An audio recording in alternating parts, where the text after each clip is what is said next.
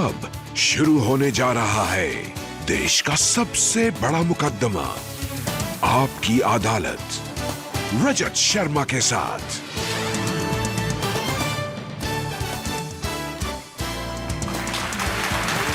नमस्कार, आपकी अदालत में आपका स्वागत है। आपकी अदालत में आज पेश करेंगे एक ऐसी पर्सनैलिटी को जिन पर बहुत सारे इल्जाम लगते हैं, जिन पर हर कोई बड़े बड़े इल्जाम लगाता है, लेकिन यह भी कम नहीं है, यह भी दूसरों पर उतने ही बड़े बड़े और उतने गंभीर इल्जाम लगाते हैं। Please welcome yoga guru Swami Ramdev.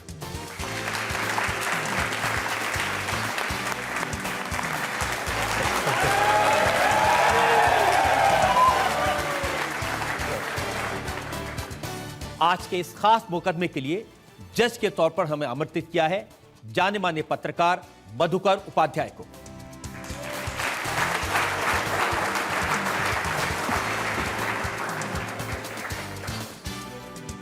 और इससे पहले कि इल्जामात और सवालात का सिलसिला शुरू हो, आज के जज मधुकर उपाध्याय की इजाजत चाहेंगे आज की कार्रवाई शुरू करने के लिए। अदालती कार्रवाई शुरू की जाए। और मैं इल्जाम लगाऊं, सवाल पूछूं स्वामी जी से, एक नजर डालेंगे इनके बैकग्राउंड पर, स्वामी रामदेव की पृष्ठभूमि पर। स्वामी रामदेव की पहली पहचान बनी योग गुरु के रूप में। स्वामी रामदेव के विरोधी भी मानते हैं कि इन्होंने देश विदेश में योग के प्रचार प्रसार के लिए जबरदस्त काम किया है। स्वामी रामदेव का दूसरा रूप सामने आया जब इन्होंने भ्रष्टाचार के खिलाफ आंदोलन की शुरुआत की। उस समय अन्ना हजारे, अरविंद केजरीवाल और किरण बेदी स्वामी रामदेव के साथ थे। स्वामी रामदेव 3 साल से ब्लैक मनी के खिलाफ प्रोटेस्ट करते रहे हैं। पिछले साल स्वामी रामदेव ने सरकार को हटाने और नरेंद्र मोदी को प्रधानमंत्री बनाने के लिए अभियान शुरू किया। ये स्वामी रामदेव का एक और रूप था। अब स्वामी रामदेव अर्थशास्त्री के रूप में सामने आए हैं। इनका दावा है कि अगर टैक्स हटाने को लेकर उनका आइडिया लागू हुआ तो सब कुछ सस्ता हो जाएगा। आपकी अदालत में स्वामी रामदेव अपनी पैरवी खुद करेंगे। पहला इल्जाम स्वामी रामदेव पर। आपकी अदालत में स्वामी रामदेव पर आरोप है कि ये अपने रास्ते से भटक गए हैं।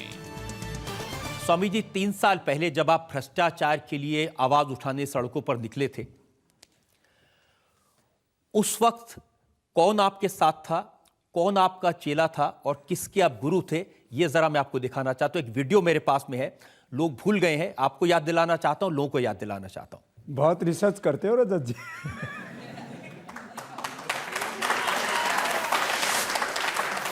अभी हम 370 पेज का सबूत पुलिस थाने में बाबा रामदेव जी के नेतृत्व में देके आ रहे हैं। कॉमनवेल्थ खेलों के भ्रष्टाचार के खिलाफ पुलिस में हम रिपोर्ट दर्ज करा के आ रहे हैं। हमने आज अपनी कंप्लेन दी है। अगर हमने उसमें लिखा है कि कॉमनवेल्थ में जो भ्रष्टाचार हुआ उसमें चीटिंग हुई, फ्रॉड हुआ, साजिश हुई, फोर्जरी हुई, भ्रष्टाचार हुआ, ये सारे के सारे आपराधिक मामले हैं और इसमें 7 दिनों के अंदर एफआईआर दर्ज करवाई जाए। 7 दिनों में अगर एफआईआर दर्ज नहीं करवाई गई तो हम कोर्ट में जाके आदेश लेके आएंगे पुलिस के खिलाफ की एफआईआर दर्ज करवाई जाए। स्वामी जी, अरविंद केजरीवाल तो आपके फॉलोअर थे, तो गुरु गुड़ रह गया और चेला चीनी हो गया। यदि आपके नेता अरविंद केजरीवाल जी को आज मेरे साथ में बैठाते तब वो देश को बताते कि जिस शीला दीक्षित को वो कह रहे थे कि इनके खिलाफ हमारे पास 500 पेज से ज्यादा के सबूत हैं भ्रष्टाचार के, और ये तो आपने पूरा नहीं दिखाया। उन्होंने कहा कि 500 रुपए कीमत बताई और 50 रुपए की चीज खरीदी। माने इतने बड़े बड़े इल्जामात थे और आज कुर्सी पर बैठ करके पता नहीं कौन सी बीमारी है उस कुर्सी में कि अब दुनिया की सबसे भ्रष्ट पार्टी, बोफोर्स घोटाले से लेकर के कोयला घोटाले तक, माने मुगलों के शासनकाल से लेकर के और अंग्रेजों तक मुल्क को 1000 सालों में जितना नहीं लूटा उससे ज्यादा जिस लुटेरी पार्टी और खानदान ने हिंदुस्तान को लूट लिया, उनके साथ हाथ मिला करके अब कांग्रेस का हाथ आम आदमी के साथ है। वो बात शायद पहले आम आदमी को लेकर करती थी, लेकिन अब कांग्रेस का हाथ आपके साथ है। इसलिए शायद इतने सबूत होने के बाद बाकी वो सारे काम कर रहे हैं। उनके अच्छे कामों के लिए उनकी बड़ाई करते हैं, उनके अच्छे कामों के लिए उनकी बड़ाई करते हैं। अभी बिजली तक तो के आपने रेट कम बड़ाई की करो, नहीं। पानी के रेट कम करो, अच्छी बात है, लेकिन भैया जो शीला दीक्षित उसके खिलाफ एफआईआर अब तो खुद ही कर दो। स्वामी जी, उन्होंने कहा है अगर डॉक्टर हर्षवर्धन उसके सबूत दे देंगे तो तुरंत 48 घंटे के अंदर वो एफआईआर करवा देंगे। अच्छा, डॉक्टर हर्षवर्धन जी जी सबूत मांग रहे, जब 14 नवंबर, ये तो याद है सबको।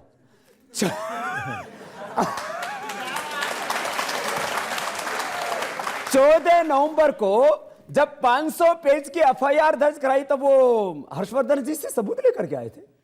हमारे पास भी सबूत है, हमसे ज्यादा उनके पास भी सबूत हैं।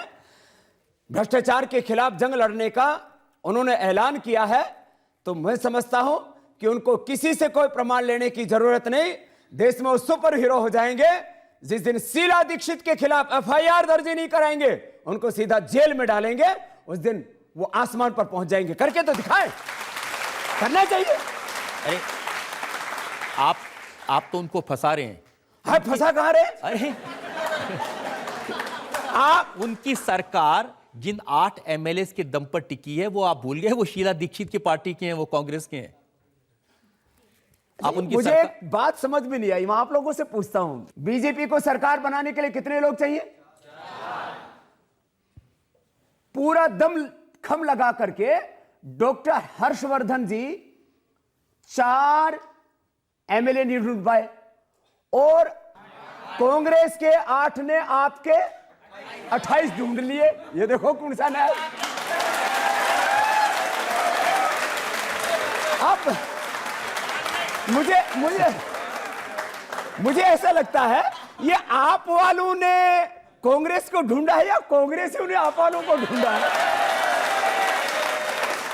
नहीं, देखिए। अच्छा, एक बात। अरे मेरी बात तो सुन, मैं आप ऐसे मैं कोई गुनहगार थोड़ी हूं। अच्छा, ये बताओ, केजरीवाल जी ने चुनाव से पहले कहा था, मेरे बच्चों की कसम, मैं ना किसी का समर्थन दूंगा ना किसी का समर्थन। पहली बात तो उनके बच्चे हैं या नहीं? बच्चे हैं तो कभी कसम तोड़नी नहीं चाहिए। दूसरी बात, उन्होंने माना कसम तोड़ भी दी, तो देश के लोगों को बताना चाहिए कि वो कांग्रेस के साथ में। ऐसा देखो, ये देखिए आप थोड़ा जाति कर रहे हैं उनके साथ। इसमें जाति क्या बात है? आप मेरी कांग्रेस, देखो एक बात मैं और पूछता हूं, आप लोग बताओ। मेरी बात एक मिनट। अच्छा बताओ, गलत लोगों का साथ देना और लेना गलत है कि नहीं? कानून की भाषा में भी और नैतिकता में भी गलत आदमी का साथ लेना और देना। दुनिया की सबसे भ्रष्ट पार्टी का साथ लेकर के यदि आपने सरकार बनाई है, इसका मतलब कांग्रेस के पापों के साथ वो भी गुनहगार बन गए। ये इसको कोई नकार नहीं सकता। स्वामी जी, उन्होंने बार बार कहा था न मैं कांग्रेस का समर्थन लूंगा न कांग्रेस को समर्थन दूंगा, लेकिन उन्होंने दिल्ली की जनता से पूछा, जब लोगों ने कहा नहीं आप सरकार बना लीजिए, तब उन्होंने सरकार बनाई है। एक दिन उनका अंदर से लोक लग गया बाथरूम में ना, तो वो जनमत संग्रह करा रहे थे, मैं बाहर निकलूं या नहीं निकलूं। हर चीज के लिए मतलब ये क्या बात हुई? आपको जो करना है खुलेआम कीजिए ना, आप ये कोई बात हुई?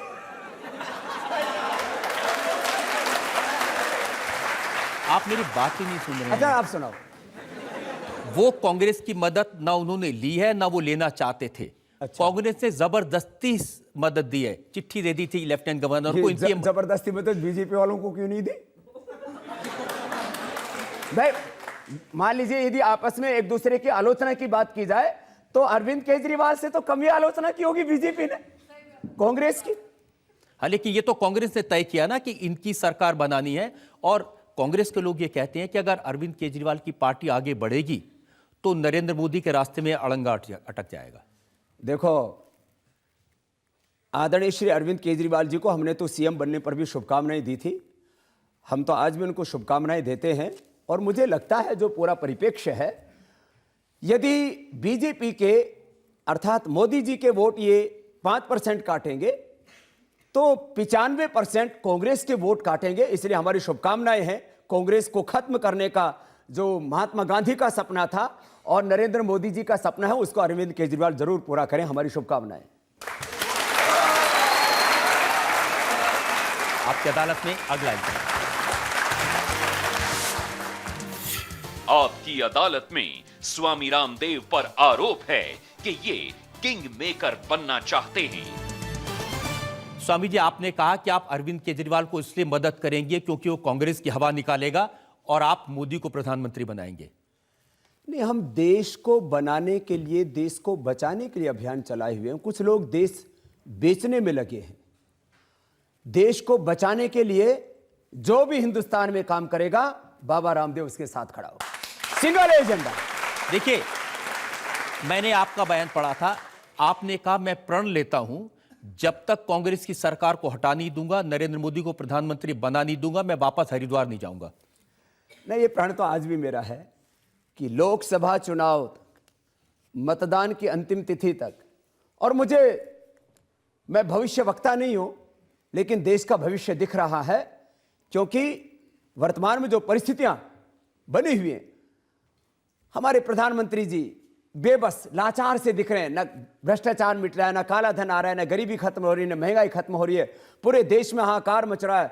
अब भारत को दोबारा से विश्व की आध्यात्मिक और आर्थिक महाशक्ति बनाना है और हिंदुस्तान के सिंहासन पर अब एक सिंह को बैठाना है जो हिंदुस्तान को दोबारा से वो ऊंचाई दे सके जो इसकी चाहिए। तो स्वामी जी, आप तो कहते हैं कि मुझे अपने लिए कुछ नहीं चाहिए, लेकिन सिंहासन पर कौन बैठे वो आपका आदमी होना चाहिए ना। सिंहासन के ऊपर ये मेरी नहीं। अच्छा, आप लोग भी चाहते हो इस देश के अंदर सिंहासन पर कोई शेर दिल आदमी बैठना चाहिए? अरे, हमारे कार्यकर्ताओं ने एक दिन क्या हुआ, मनमोहन सिंह जी कुछ कर नहीं रहे थे, इनका पुतला फूंक दिया तो उनको जेल में डाल दिया। अरे, मैंने कहा हमारे कार्यकर्ताओं को तो फांसी पर लटका दो, तुमने तो एक पुतले को ही प्रधानमंत्री बना दिया, तुम्हें क्या सजा मिलनी चाहिए? जिन्हें आप पुतला प्रधानमंत्री कह रहे हैं, उन्होंने कहा नरेंद्र मोदी अगर देश के प्रधानमंत्री बन गए तो यह देश के लिए विनाशकारी होगा। अच्छा, नरेंद्र मोदी को घातक कहते हैं, विनाशकारी कहते हैं, उसको मौत का सौदागर कहते हैं। इन बच्चों का शायद बहुतों का तो जन्म नहीं हुआ होगा, आज पता नहीं, आपने भी छांट छांट करके पूरे जवान बैठा रखे। 1947 में जब हिंदुस्तान और पाकिस्तान दो देश बने, अर्थात भारत को दो टुकड़ों में बांटने का गुनाह यदि किसी ने किया तो जवाहरलाल नेहरू, और उस समय 10 लाख बेगुनाह लोगों की मौत हुई, इसके जिम्मेदार कौन? और 84 में सिखों का खून बहता है दिल्ली की सड़कों पर, तब हमारे प्रधानमंत्री को नजर नहीं आता और वो कहते हैं कि अहमदाबाद की सड़कों पर खून बहाते हैं। मैं कहता हूं, यदि नरेंद्र मोदी हत्यारा है, यदि नरेंद्र मोदी विध्वंसक है, तो इस देश के लिए नेहरू जी वो क्या है, महाविध्वंसक थे। वो यदि वो मौत के सौदागर थे मोदी, तो नेहरू जी मौत के महासौदागर थे। इस देश को आदरणीय प्रधानमंत्री जी, ठीक है उन्होंने एक खानदान की गुलामी स्वीकार कर रखी है, लेकिन हिंदुस्तान ये किसी एक खानदान या पार्टी की जागीर नहीं, ये हम 125 करोड़ हिंदुस्तानियों का भारत है और हम सब मिलकर के इसको बचाएंगे। लेकिन जो भी हो, मुझे नहीं लगता कि आपके जैसे व्यक्ति को पंडित नेहरू के बारे में ऐसी बात कहनी चाहिए। वो देश के प्रधानमंत्री थे, देश की जनता उन्हें देश बहुत को प्यार तोड़ा करती नहीं है। उन्होंने, सिर्फ उनको क्यों दोष देते हैं? 10 लाख लोगों का खून नहीं बहाया मैं इस बात से सहमत नहीं 84 में कांग्रेस ने सिखों का खून नहीं बहाया। अरे, मोदी को तो क्या हमारे प्रधानमंत्री की देश की न्याय व्यवस्था में आस्था नहीं है? उनको एसआईटी और कोर्ट दोनों क्लीन चिट दे चुके हैं, निर्दोष कह चुके हैं। आपको नेहरू जी के दोष नजर आते हैं, राजीव गांधी के दोष नजर आते हैं, मनमोहन सिंह के दोष नजर आते हैं, नरेंद्र मोदी में कोई दोष नजर नहीं आता। नरेंद्र मोदी में एक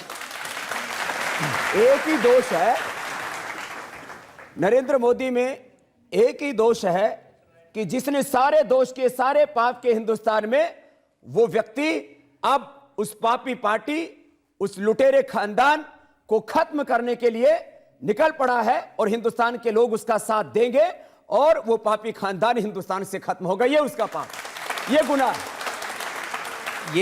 ये सच नहीं है कि नरेंद्र मोदी मुख्यमंत्री थे, उनके राज में 2002 में दंगे हुए जिसमें हजारों लोग मारे गए? ये तो सच है ना। किस प्रधानमंत्री, किस मुख्यमंत्री के काल में हिंदुस्तान में दंगे नहीं हुए भैया? कोई नहीं, वो नरेंद्र मोदी ने जाकर के कोई मुसलमानों को मारा था क्या? ये तो कुछ सिरफिरे लोग होते हैं, वो दंगे करते हैं और वो नहीं होने चाहिए। और मोदी जी से मैंने एक बार नहीं, मैंने कई बार मुलाकातें की और मैं 1 साल से नहीं, करीब से 20 सालों से जानता हूं। कभी उनसे दंगों के बारे में पूछा है? ट्रैक रिकॉर्ड मैं पूरी तरह से जानता हूं। आपने उनसे कभी ये पूछा कि ये दंगे हुए थे, इसके लिए कौन जिम्मेदार है? देखिए, मोदी जी को दंगों को लेकर के उनके दिल में दुख है। वो हिंदुस्तान में मुसलमानों का खून नहीं बहाना चाहते। वो चाहते हैं कि 125 करोड़ लोग, उसमें हिंदू, मुसलमान, सिख, ईसाई, सब जाति, वर्ग, मजहब, दलित, पिछड़े, सबका भला हो, सबका विकास हो। और इसीलिए वो बार बार कहते हैं, मेरे लिए सेक्युलरिज्म का मतलब है देश के 125 करोड़ लोगों का विकास। इसलिए उस व्यक्ति का विचार बहुत ऊंचा है।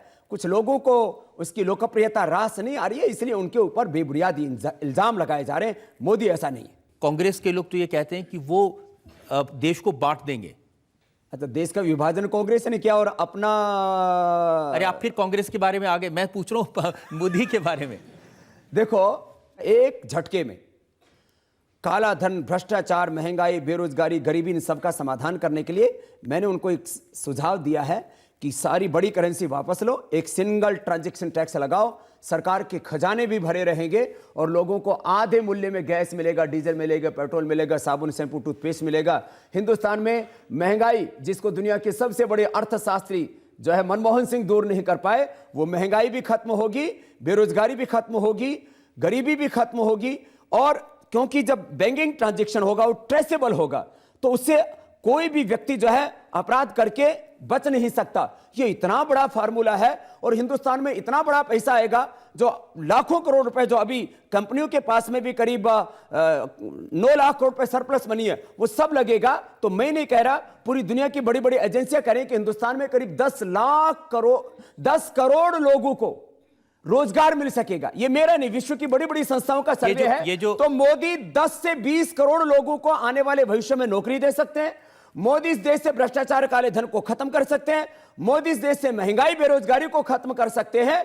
और मोदी इन 125 करोड़ हिंदुस्तानियों के चेहरे पर खुशियां ला सकते हैं। इतना जज्बा उस व्यक्ति के अंदर। नीतियों से, मुद्दों से देश आगे बढ़ेगा, शोर मचाने से नहीं। कुछ लोग टेप रिकॉर्ड की तरह बज रहे हैं। अरे मोदी का ट्रैक रिकॉर्ड तो देखो कि भाई वो व्यक्ति जो कहता है उसको डिलीवर करता है। अब लोग कह रहे हैं देश बदलना। अरे देश बदलने के मुद्दे क्या होंगे? तो मुद्दे इस देश में महंगाई, बेरोजगारी, गरीबी, काला धन, भ्रष्टाचार, और उसका मैकेनिज्म, उसका प्रोसीजर क्या होगा, वो मोदी जी अडॉप्ट करेंगे। निश्चित रूप से हिंदुस्तान आगे बढ़ेगा। अब आपने जो फॉर्मूला मोदी जी को बताया, उसको लेकर मेरे पास बहुत सारे सवाल हैं, बहुत इस पर काफी रिसर्च मैंने किया। आप जरा रुक जाइए। मैं भी पूरी रिसर्च करके आया हूं। चलिए आपसे ज्यादा। आपकी अदालत में अगला। आपकी अदालत में स्वामी रामदेव पर आरोप है कि ये झूठे सपने दिखा रहे हैं। स्वामी, ये जो टैक्स की आप बातें कर रहे हैं ना, 1 टैक्स लगेगा, उससे डीजल सस्ता हो जाएगा, पेट्रोल सस्ता हो जाएगा। आज के इकोनॉमिक टाइम्स में मैंने पढ़ा, उन्होंने लिखा है कि स्वामी जी को कोई ये कहे या आयुर्वेद की दवाइयां बनाना, योग सिखाना, ये ठीक काम है, ये गलत चक्कर में पड़ गए, अर्थशास्त्री बनने की कोशिश कर रहे हैं। उन्होंने ठेकेदारी ले रखी है। ये मतलब कुछ लोगों ने सोच रखा भाई हमारे क्षेत्र में कोई दूसरा बात ही नहीं करेगा, एकाधिकार बना रखा। उन्होंने कहा धर्म में ठेकेदार बने हुए, अगर ऐसी कुछ लोग धर्म के क्षेत्र में ठेकेदार बने हुए, कुछ लोग राजनीति के क्षेत्र में ठेकेदार बने हुए, कुछ लोग आर्थिक विषयों में ठेकेदार बने हुए। जो मैं बात कह रहा हूं वो लॉजिकली, साइंटिफिकली, प्रैक्टिकली एकदम फिट है। यदि मैं कहीं गुनहगार हूं तो आप मुझसे प्रश्न पूछिए। उन्होंने कहा कि अगर ये वन टैक्स का फॉर्मूला लागू कर दिया तो देश पुरानी वैदिक व्यवस्था में चला जाएगा, प्राचीन काल में चला जाएगा। अच्छा, हिंदुस्तान ऋषियों का देश बने, ये इनको मंजूर नहीं, राक्षसों का देश बनाना है इसको। 18वीं शताब्दी तक, रजत जी वैदिक काल की तो बात छोड़िए, 18वीं शताब्दी तक पूरी दुनिया के इतिहासविद इस बात को कहते हैं, भारत की करीब 25% विश्व की अर्थव्यवस्था में भागीदारी थी, 25 से 30% हमारा एक्सपोर्ट था। अरे पुराने जमाने की बात छोड़ो, 1978 के मेरे पास में डेटा है, जो है उस समय चीन की और भारत की जीडीपी दोनों की बराबर थी, करीब 13 लाख करोड़ रुपए की, और दोनों का एक्सपोर्ट करीब करीब बराबर था। आज चीन पहुंच गया 150 लाख करोड़ से ज्यादा और हम 20 लाख करोड़ भी नहीं पहुंचे। आज हिंदुस्तान को गर्त में डाल दिया। जो मैं काम कह रहा हूं उसको कर लीजिए, हिंदुस्तान चीन और अमेरिका से भी आगे होगा। अब मैं आपके उस फॉर्मूले की बात करता हूं जिसमें यह कहा गया है कि हर बैंकिंग ट्रांजैक्शन पर टैक्स लगेगा, एक ही टैक्स होगा, ना सेल्स टैक्स होगा, ना एक्साइज होगा, सारे टैक्स खत्म, एक बैंक ट्रांजैक्शन टैक्स होगा, और वो भी जो रिसीव करेगा उसके ऊपर होगा, टर्नओवर पर नहीं होगा। अब इसमें एक खास बात मैं बताना चाहता हूं भैया, पेट्रोल जो है उसका जो बेसिक प्राइस होता है वो 35 रुपए के आसपास है। अब उसके ऊपर करीब 50% टैक्स है। ये तो पूरी स्टडी है मेरे पास में, कोई भी देख सकता है, इंटरनेट पर सब बच्चे पढ़े हुए हैं। और मैं आपको धन्यवाद भी देना चाहूंगा, भारत के भविष्य का निर्णय हो रहा है और उसमें 60% से जवान है। आज आपने आपकी अदालत में जवानों को बुला करके भी बहुत अच्छा काम किया। मैं आपको ये बताना चाहता हूं रजत जी। अच्छा बच्चों, ये बताओ कि आपको 75-80 रुपए का पेट्रोल चाहिए कि 35 रुपए का? तो आपको जो 35 रुपए का पेट्रोल दिलाएगा उसको वोट दोगे या 75-80 दिलाने वाले को? अच्छा, आपको आज गैस सिलेंडर सब्सिडी के बावजूद 450 का और सब्सिडी के बिना जो है 1200 रुपए का मिलता है। यदि आपको गैस का सिलेंडर 300 या 400 रुपए का मिले उसको वोट करोगे या 1200 रुपए का देने वालों को? देखो, सरकार तो ये बनाएंगे, आप थोड़ी बनाएंगे, हम थोड़ी बनाएंगे। आप ऐसा करते हैं, हमारे रजत जी को आपकी अदालत चलाने देते हैं, गवर्नमेंट अपन बनाते हैं। और अच्छा, अगली बात सुनो स्वामी जी, ये जो आप सपने दिखा रहे हैं, अरे अभी जो टैक्स लग रहा है 50%, वो 1% पे आएगा। तो प्रैक्टिकल बात कर रहा हूं। अरे इतना अर्थशास्त्र तो हम नहीं पढ़ रखा। रजत जी एक बार सुनो, देखो ये जो अर्थशास्त्री है ना, ये देश का व्यापार नहीं चलाते, आप लोगों को पता होना चाहिए। ये वाशिंगटन कॉन्सेंसस की, ये सेंसेक्स और एफडीआई की गुलामी कर सकते हैं। याद रखो, हिंदुस्तान की अर्थव्यवस्था इकोनॉमिस्ट नहीं चलाते, हिंदुस्तान की अर्थव्यवस्था इस देश के 125 करोड़ लोग चलाते हैं। ये लोग नीतियां बनाने के लिए करते हैं। स्वामी जी, हिंदुस्तान की अर्थव्यवस्था इस देश का गरीब मजदूर, किसान, कारीगर, इंडस्ट्रियलिस्ट, मैन्युफैक्चरिंग में लगा हुआ, वो देश की अर्थव्यवस्था चला रहा है। और हम उसमें कोई सुझाव दे रहे हैं तो हमको जो है पुराने जमाने का आदिवासी बता दिया। ये बात भी कोई, अरे हम इसलिए कि शायद आपकी जानकारी नहीं है। अच्छा, हमारी कौन सी जानकारी नहीं, आप बताओ, मैं हर एक उत्तर देता हूं आपको।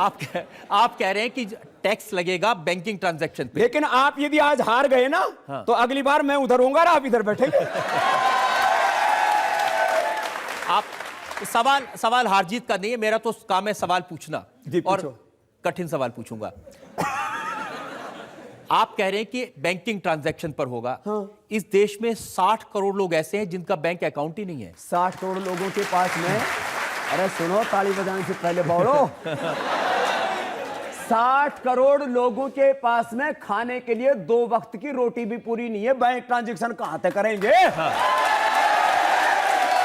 जिनके पास में पैसा ही नहीं है उनका ट्रांजैक्शन कहां से करवाओगे? मैं कहता हूं उनके पास में भी पैसा आ जाएगा और 5 साल में उनके खाते भी खुलवा देंगे, पैसे से भरवा देंगे। स्वामी जी, 3 लाख गांव ऐसे हैं जहां पर बैंक नहीं है। उन गांव में जो लोग रहते हैं, जिनका खाता नहीं है, जिनका अकाउंट नहीं है, वो अर्थव्यवस्था से बाहर कर देंगे उनको। पैसे भी तो ज्यादा नहीं है ना उनके पास, उनके ऊपर टैक्स हम लगाना ही नहीं चाहते। मेरे 3 प्रपोजल है। टैक्स नहीं लगा रहे आप, इसके हिसाब से सब पर टैक्स लगेगा।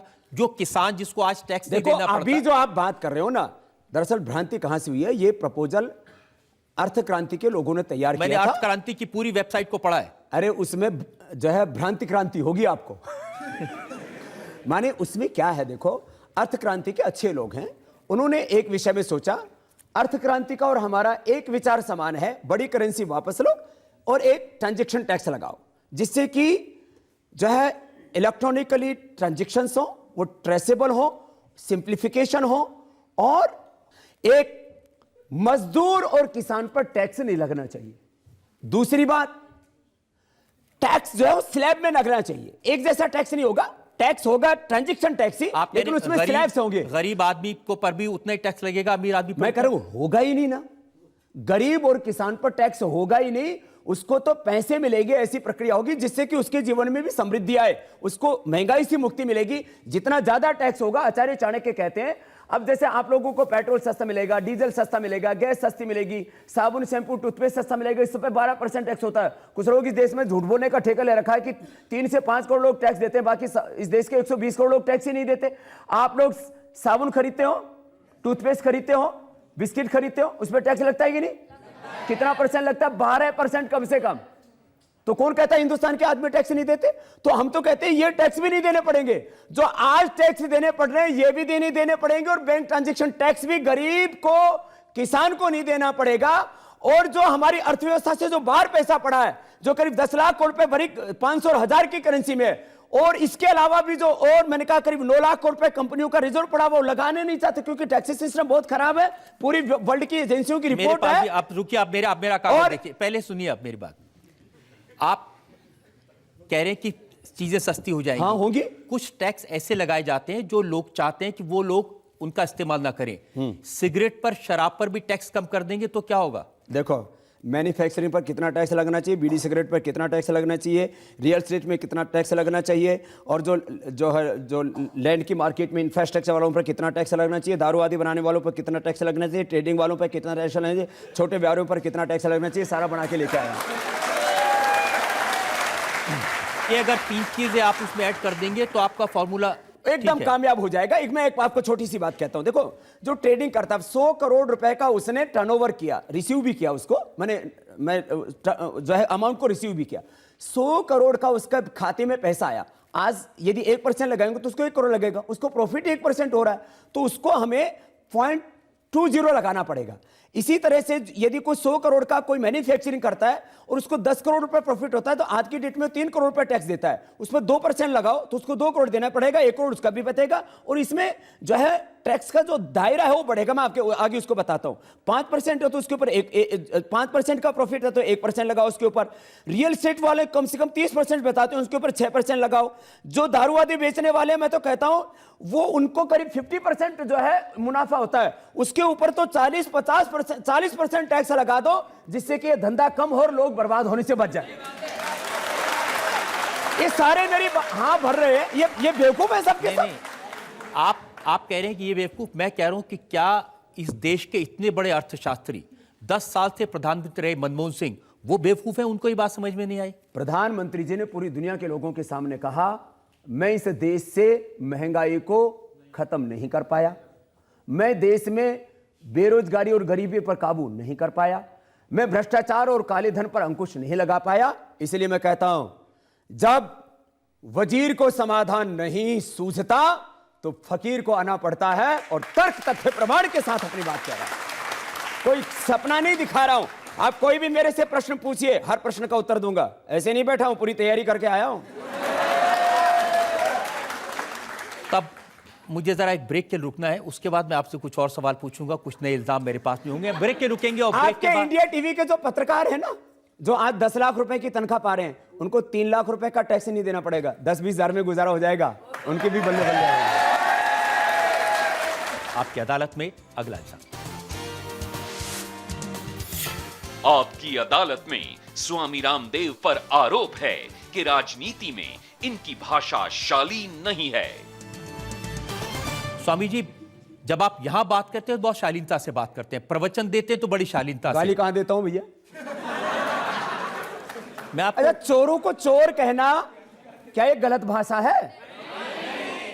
देश को जिन्होंने लूट लिया, मुगलों में के समय से लेकर के अंग्रेजों के वक्त तक 1000 सालों में मुल्क की जितनी लूट नहीं हुई, एक 1000 लाख करोड़ की लूट किया करवा दी, उस खानदान को लुटेरा कहना कोई गलत है क्या? देखो सब मेरे साथ है। स्वामी जी, किसी को चोर कहना, लुटेरा कहना वो बात नहीं है। वो गलत क्या बोला? आपने कहा पूरी की पूरी कांग्रेस समलैंगिक है, ये तो अच्छी बात नहीं है ना। मैंने ऐसा नहीं कहा, मैंने कहा जो जैसा होता है वैसे ही का समर्थन। बोलो ये बात सच है कि नहीं? नहीं, आपने ये अरे सुनो है रजत जी, आपने ये नहीं कहा। एक मिनट, ये मेरे पास में प्रूफ है। रामदेव बोले ज्यादातर कांग्रेसी है समलैंगिक। अरे भैया ये अखबार वाले ने क्या लिखा मुझे नहीं पता। ये फरीदाबाद में आपने कहा था और आपका पूरा का पूरा बयान उन्होंने छापा है। अच्छा मैं बताता हूं मैंने क्या कहा था। मुझे मालूम है आपने क्या कहा था, क्या बात है। अब मैं बता रहा हूं ना आपको। आपको ये नहीं कहना चाहिए। अच्छा सुनो, महंगाई, बेरोजगारी, गरीबी, काला धन, इनके ऊपर कभी भी सोनिया गांधी जी बोली? राहुल गांधी जी ने मुंह खोला? नहीं, ये बात गलत है। अभी राहुल गांधी ने कहा मैं देश से भ्रष्टाचार मिटाऊंगा। अरे वो खुद ही मिटने वाले हैं। अब वो पूरी कांग्रेस पार्टी समलैंगिकता के पक्ष में ऐसी आई कि अब हिंदुस्तान में लड़का लड़कियों की जैसे शादी नहीं होगी, लड़कियां लड़कियों के साथ, लड़के लड़कों के साथ ही ब्याह रचाएंगे। कैसे आप बात कर रहे हो? अच्छा चलिए, ये तो मेरे पास में टेप नहीं है, मैं आपको एक रिकॉर्डिंग सुनाता हूं, उसमें आप कैसी भाषा का इस्तेमाल कर रहे हैं इस नेहरू गांधी परिवार के बारे में, ये जरा आपको सुनाते हैं। ये महात्मा गांधी के विचार सिद्धांतों के हत्यारे हैं। इनको अपने नाम के पीछे गांधी लिखने का कोई अधिकार नहीं है। मैं आपसे पूछता हूं, जरा इनकी पीढ़ियों की भी तहकीकात कर लो। अरे हम अपनी बेटी किसी के ब्याहते हैं तो 3, 4, 5 पीढ़ियों की तहकीकात करते हैं कि नहीं करते? तो इनके दादा परदादा, उसके दादे का नाम बताइयो। मोतीलाल, ये नेहरू कैसे है? इनके घर के सामने एक नाली बहा करती थी। देखिए बड़ी गलत बात है ये क्या? शुरू से ही झूठे। उनके घर के बाहर नाली बहती थी इसलिए उनका नाम नेहरू हो गया। मुझे तो जम्मू कश्मीर के लोगों ने बताया, इनके पड़ोसियों ने। अरे गलत बताया तो आपने उसको बोल दिया। अरे सुनो तो, अभी और सुनाता हूं, इसमें आगे और भी है, जरा सुनिए। फिर फिरोज गंधी से, गंधी किसको बोलते हैं? इत्र बेचने वाले। फिरोज गंधी से इंदिरा गांधी जी की शादी हो गई तो वो गंधी हो गया गांधी। गलत, ये नहीं, गलत देखो, बात है। देखो तथ्य तो अच्छा बताओ भैया, कहीं पर भी नेहरू खानदान में गांधी शब्द था? नहीं, गांधी जी ने फिरोज गांधी को अपनाया था, उनको अपना नाम दिया था, उनका नाम फिरोज गांधी रखा था। देखो गांधी लोग गुजरात में वैश्य लिखते हैं, ये कोई वैश्य लोग नहीं है। इनका मूल देखा जाए तो लोग ब्राह्मण हैं। गांधी जी ने अपना नाम दिया आगे था। पंडित जी, और फिर बाद में पंडित तो गायब होगा, पीछे गांधी आ गए। अब ये देखो, महात्मा गांधी से आचार विचार मिलते। महात्मा गांधी ने कहा था देश आजाद होते ही गोहत्या बंद करो, शराब बंद करो, अंग्रेजी व्यवस्था खत्म करो। अब 2014 में यह अंग्रेजी नववर्ष है, इन अंग्रेजों के मानस पुत्रों का राज खत्म करना पड़ेगा तो हिंदुस्तान बचेगा, और कोई रास्ता नहीं है। इन्होंने साहब क्या क्या नहीं किया रजत जी। जब आप इनके पूरे पाप देखेंगे तो आप भी वही बोलोगे जो मैं बोल रहा हूं। जो आदमी भगवा वस्त्र पहने, जो साधु हो, जो स्वामी हो, जिसने सब कुछ त्याग किया हो, उसको सच नहीं बोलना चाहिए। नहीं, उसके मुंह से कैसी बात करते हैं रजत जी? उसके मुंह से जो भाषा निकले वो शालीन होनी चाहिए। अच्छा, भगवान राम ने रावण को मारा था कि नहीं मारा बताओ? मारा था ना, लेकिन अच्छा अब अगली बात, लेकिन भगवान राम जी ने ताड़का का वध किया था कि नहीं? भगवान कृष्ण जी ने पूतना का वध किया था कि नहीं? भगवान कृष्ण जी ने और कंस जरासंध शिशुपाल का शीश काटा था कि नहीं? लेकिन उनके खानदान का चिट्ठा थोड़ी निकाला था। अरे भैया, ये थोड़ी कहा था कि नाली के पास पैदा हुए थे। हत्या भी करे तो भगवान, और हम देश के गुनहगारों को उनका सच भी बताएं तो बदनाम।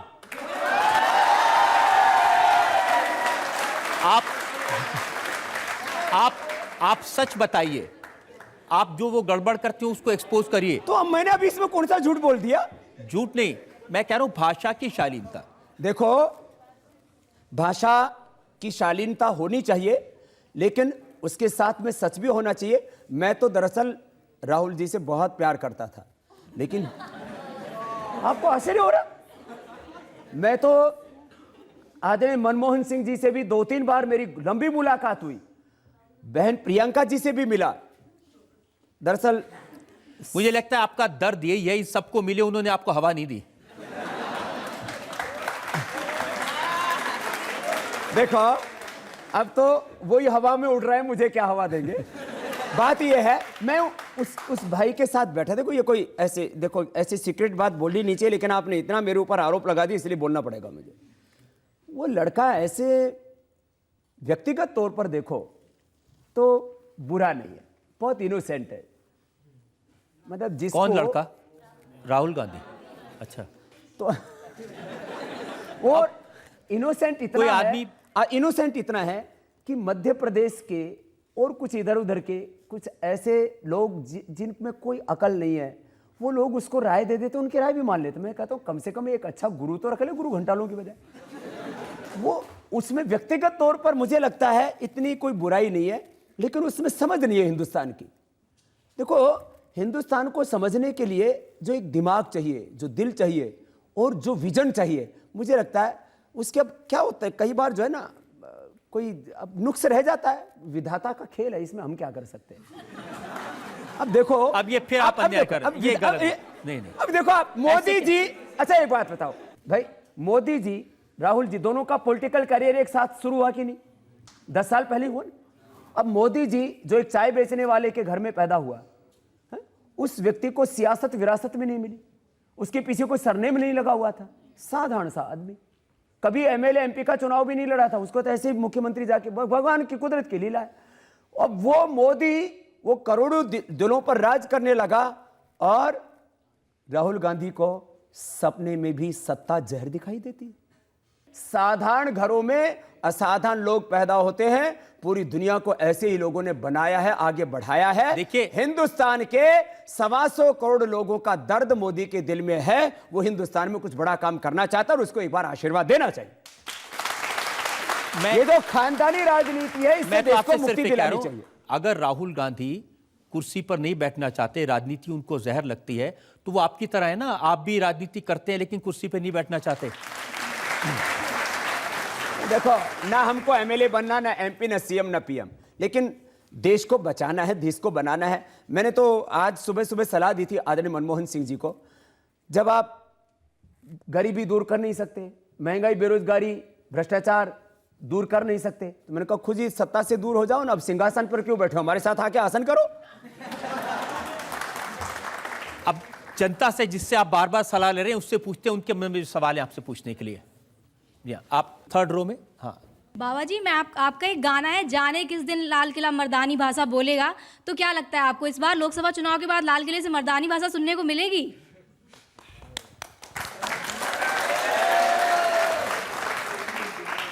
अब गुजरात का शेर हिंदुस्तान के लाल किले से दहाड़ेगा, ऐसी आवाजें मैं हिंदुस्तान में चारों ओर से सुन रहा हूं। इसमें बहुत से अवरोध होंगे, लेकिन मुझे लगता है मोदी सब अवरोधों को पार कर लेंगे।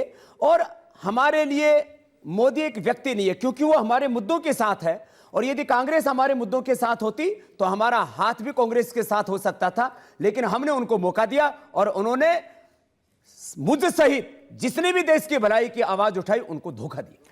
अरविंद केजरीवाल जी की सरकार अभी बनी, वो भी भ्रष्टाचार के खिलाफ थी। जी जी। तो आप उनका समर्थन क्यों नहीं कर रहे हैं और बीजेपी का समर्थन क्यों कर रहे हैं? मैं तो यही कह रहा हूं कि सबको एक साथ हो जाना चाहिए। मैं दूसरी बात ये पूछ रहा हूं कि वो देशभक्त और ईमानदारी की राजनीति करना चाहते हैं, तो अरविंद केजरीवाल, मोदी और बाबा रामदेव तीनों एक क्यों नहीं हो जाते?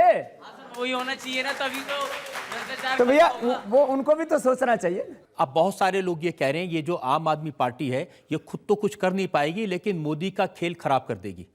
नरेंद्र मोदी एक चाय बेचने वाले के घर में पैदा हुआ। मैं जाति पाति को कभी नहीं मानता, लेकिन एक अति पिछड़ी जाति में, जिसको तेली कहा जाता है, उसमें नरेंद्र मोदी पैदा हुआ।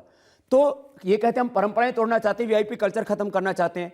तो नरेंद्र मोदी यदि देश में ये राजनीतिक वीआईपी कल्चर खत्म करने के लिए एक साधारण परिवार में एक व्यक्ति खड़ा हुआ, तो यदि वास्तव में अरविंद केजरीवाल वीआईपी कल्चर खत्म करना चाहते हैं तो मोदी का साथ क्यों नहीं देते? दूसरी बात, मैं बहुत गंभीर बात कहना चाहता हूं, कहता हम देशभक्त और ईमानदारों की राजनीति करना चाहते हैं, तो क्या मोदी देशभक्त नहीं है? पूरे देश के सामने बताना चाहिए अरविंद केजरीवाल जी को, क्या मोदी ईमानदार नहीं है?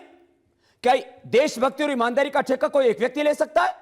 मैं मानता हूं, आज भी मानता हूं कि व्यक्तिगत तौर पर आदरणीय अरविंद केजरीवाल जी को मैं देशभक्त ईमानदार मानता हूं, लेकिन राजनीतिक तौर पर भी उनको अपनी ये देशभक्ति और जो है ईमानदारी दिखानी चाहिए और देश को कहना चाहिए कि मैं जितना देशभक्त हूं उससे ज्यादा देशभक्त नरेंद्र मोदी है और ईमानदार है। तो साथ देने में उनको दिक्कत क्या है? भैया, देश मिलजुल के चलाया जाता है।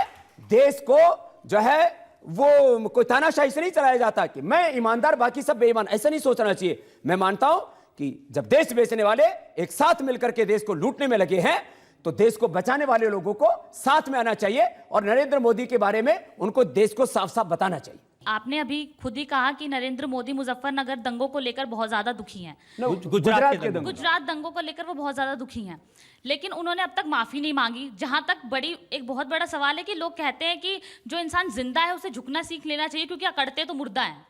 देखो, मैं इसमें दो बातें कहता हूं बेटा। अभी एसआईटी की रिपोर्ट भी आ गई, कोर्ट की रिपोर्ट भी आ गई। जब उस आदमी ने गलती नहीं की तो जबरदस्ती कुछ लोग उनको माफी मंगाने पर क्यों तुले हुए, मेरे को ही समझ में नहीं आता। कि तो धुआं नहीं उठता ना, कुछ तो किया होगा उन्होंने, तभी तो ऐसा हुआ। देखो, मैं इस बात को मानता हूं कि गुजरात में दंगे हुए हैं और उसमें हिंदू और मुसलमान दोनों के खून बहे।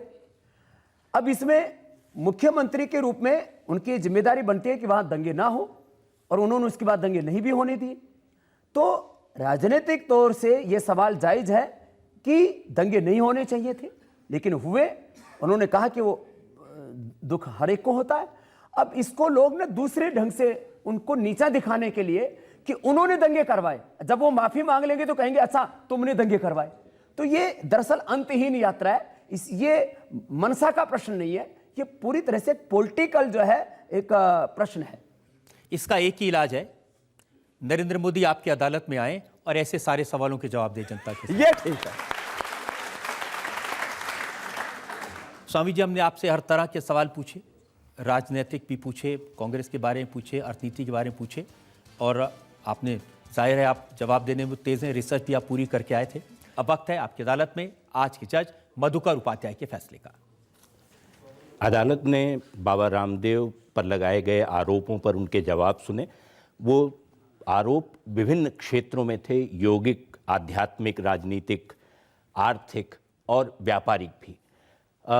जिस तरह, जिस कुशलता से बाबा रामदेव प्रश्नों के उत्तर देते हैं, लगता है कि उन पर सरस्वती की कृपा है, और ये कृपा जिस पर भी हो उसके लिए मैं अदालत की ओर से सिर्फ एक दरखास्त करना चाहूँगा। बृहदारण्यकोपनिषद में एक छंद है, एक श्लोक है, जिसमें कहा गया है कि आपका वाक चातुर्य और वाणी का संयम साथ साथ आना चाहिए। इनसे कभी भी इनमें अलगाव होगा तो समस्या होगी।